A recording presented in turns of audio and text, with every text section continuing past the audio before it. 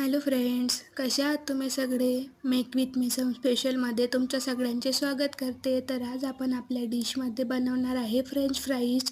तर यासाठी आधी मी 2 बटाटे घेतलेले आहेत. त्याला छान असं बॉईल करायला ठेवलेलं आहे. आपले बटाटे असे छानपैकी मस्त बॉईल झालेले आहेत. बॉईल झाल्यानंतर त्याचे साल काढून घेतलेले आहेत. त्यानंतर त्याला छानपैकी मॅश करून घेतलेलं आहे.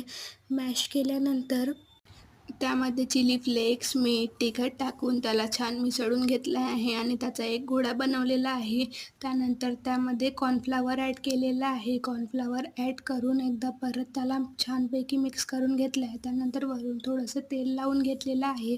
त्यानंतर एका पॉलिथिनमध्ये त्याला असं ठेवलेलं आहे आणि छान स्क्वेअर शेप देऊन त्याला अर्ध्या तासासाठी फ्रीजमध्ये ठेवलेलं आहे. आणि महत्त्वाची गोष्ट म्हणजे आपण याला 1 ते 2 दिवसासाठी फ्रीजमध्ये प्रिझर्व्ह करू शकतो आणि जेव्हा वाटेल तेव्हा काढून तळू शकतो.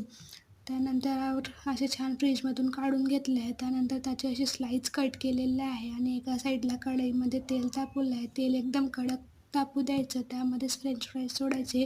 तर बघा, मी कडक तेलात असे फ्रेंच फ्राईज आपले सोडून दिलेले आहेत आणि छान क्रिस्पी होईपर्यंत होऊ द्यायचे. तर बघा, आपले फ्रेंच फ्राईज असे मस्त एकदम रेडी. नक्की ट्राय करा, रेसिपी एकदम मस्त.